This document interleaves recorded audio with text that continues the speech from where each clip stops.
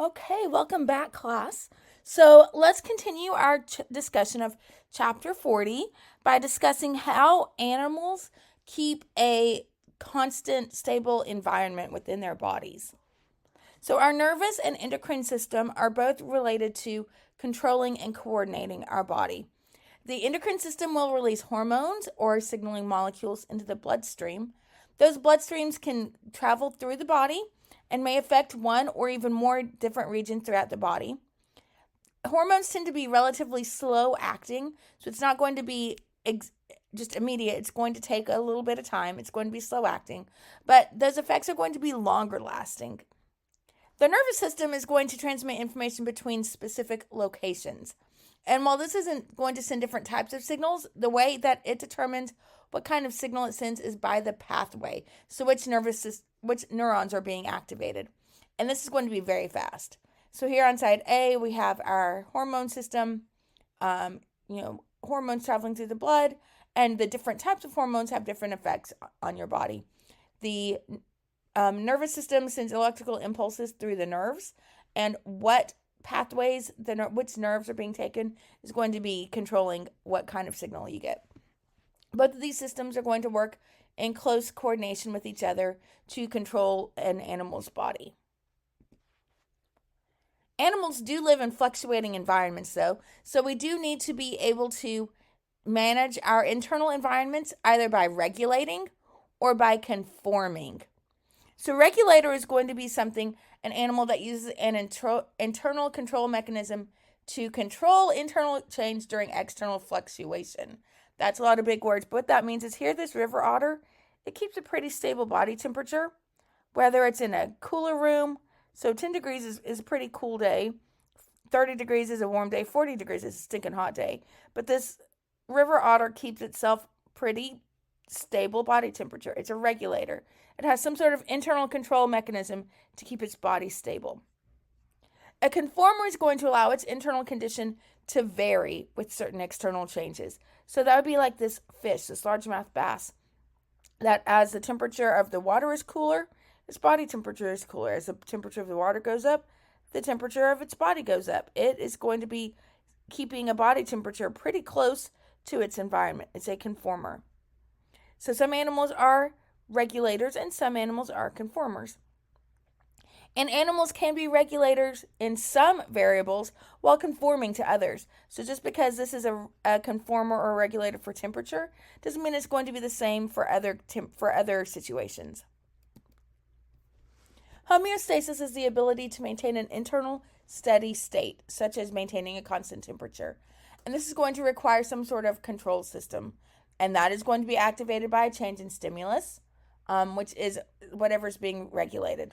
And usually that stimulus has a set point or a particular range that is desired. And then that control system, when it sees the stimulus, is going to respond. So the response is a physiological activity that changes the stimulus. So you can think of it like your thermostat. You have your room temperature set at a certain temperature. If the room temperature starts getting too hot, the thermostat will turn on the air conditioner, which brings the room temperature back down. If that air conditioner runs too much and the room temperature decreases, it's going to turn the heater on, and that is going to bring the room temperature up. Then once it gets back to the set point, the air conditioner, the heater should turn off because you're at the set point. Then if it gets too hot again, or if it gets too cold again. So you have this control system that you're recording your change of the stimulus, which then triggers a response to bring the temperature back to its set point. So this control system has 3 different parts. One is the receptor. So it has some sort of thermostat that detects a change of the stimulus. It has an integration system that's going to interrupt the stimulus and cause the appropriate organs to respond. It's going to turn on the thermostat or turn on the heater. And then the effector, which would be the heater makes heat, or the heater makes heat, or the air conditioner makes cooler air. The effector are those cells or organs that respond to the change in the stimulus. There's 2 different ways we make sure our body stays in its correct settings. One is negative feedback control. This is when stimulus and body response go in opposite directions. So the room gets too hot, so we make it cold again. The room is too cold, we make it warm. So we go in opposite directions. It's too cold, I bring the temperature up. When the temperature is too high, I'm going to bring it back down. So it's going to negate the stimulus and bring it back to the set point. That's negative feedback control. Positive feedback control is when the stimulus and body response go in the same direction. So something starts and that change triggers a hormonal response or a nervous system response to keep that going and going and going. Usually this is something that needs to be pushed to completion. So to trigger contractions, which trigger more contractions until the baby is delivered. You're going to increase the disturbance until the process is completed. Okay, I know we watched these in 11-10, but we're going to go through and just review negative and positive feedback again.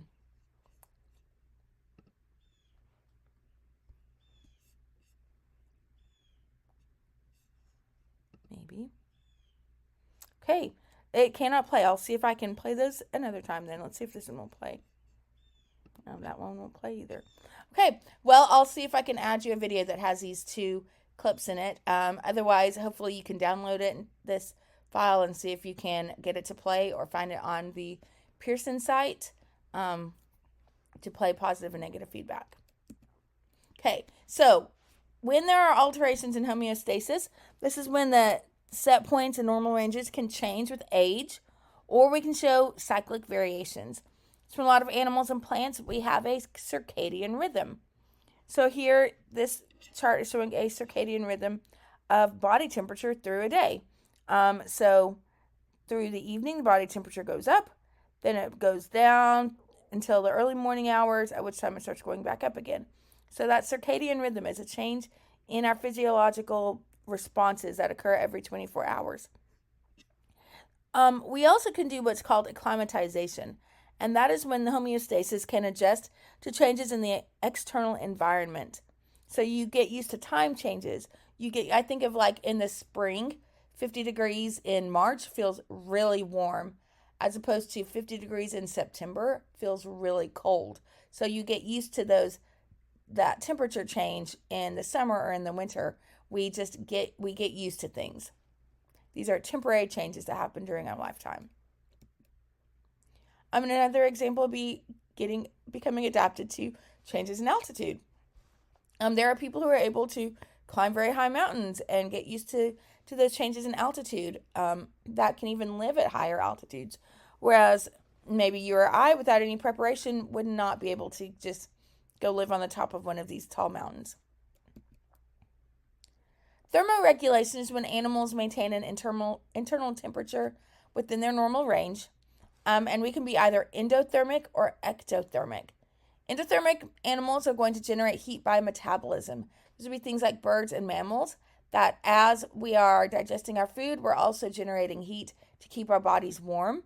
So we maintain a stable temperature.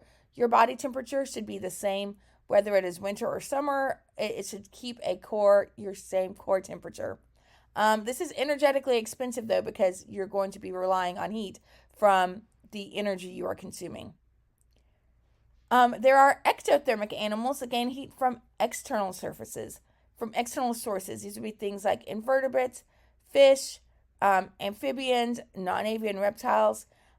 So here you see them like trying to warm their bodies by basking in the sun.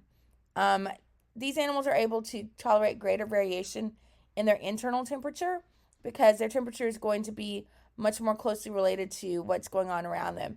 They're either going to need to seek the sun, to bask in the sun when it's very hot, or to hide in the shade to cool their body temperatures down. They don't get energy. Their energy that they're eating is not contributing to their body heat.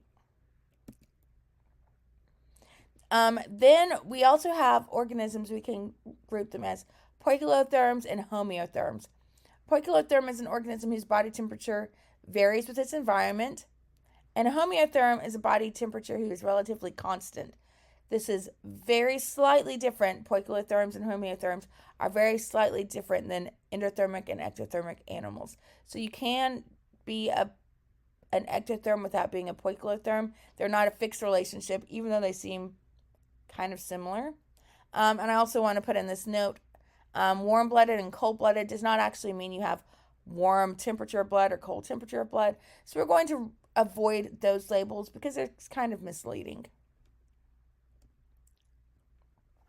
Okay, so here's one you might need to think about. You are studying a tropical animal that has a high and relatively stable temperature. How would you determine whether it is an ectotherm or an endotherm? Would it be A, it has a high and stable body temperature and it must be an endotherm? Is it B, it's an ectotherm because it is not a bird or a mammal? Is it C, you find that its body temperature and metabolic rate change with the ambient temperature, so it is an ectotherm? D, its environment has a high and stable temperature, which matches the environment, it must be an ectotherm. Or E, you measure the metabolic rate, it is higher than that of related species in temperate forests, so it must be an endotherm. How are you going to learn if it is an ectotherm or an endotherm? Okay. For us to balance our heat loss and heat gain, we have 4 processes that we do that. One is radiation. So the sun heat is going to shine on this lizard and warm it up.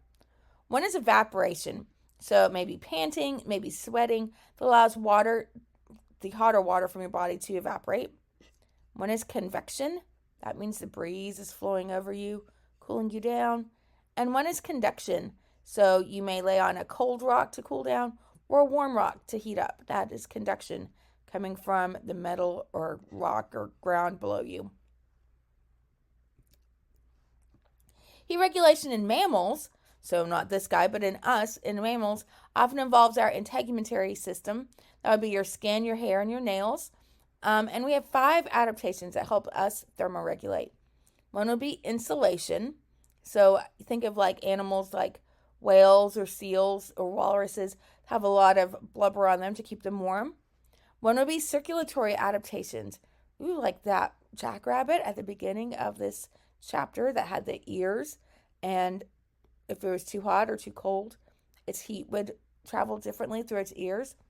One would be cooling by evaporative heat loss. That means sweating or panting.